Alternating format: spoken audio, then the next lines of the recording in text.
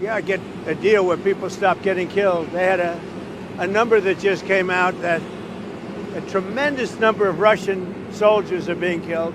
And likewise, Ukraine, a lower number, but still thousands and thousands of people.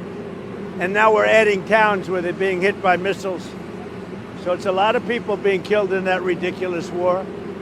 And, you know, we stopped a lot of countries from war, India and Pakistan. We stopped a lot of countries.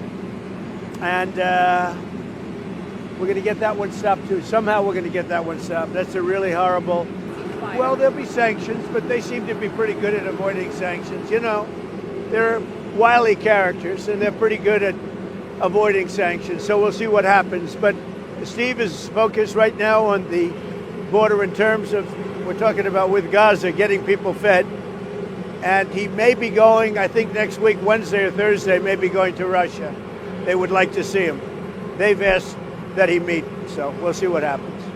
Tonight, President Trump's special envoy, Steve Witkoff, set to travel to Russia ahead of the president's Friday deadline for the Kremlin to halt its war against Ukraine. 6 months into office, Trump suggesting his patience with President Vladimir Putin has waned. We had numerous good conversations where we could have ended this thing. Yeah. And all of a sudden, bombs start flying. A source familiar with the administration's plans tells NBC News that in addition to Witkoff's meetings in Russia, the White House's special envoy to Ukraine, Keith Kellogg, will soon head to Kyiv.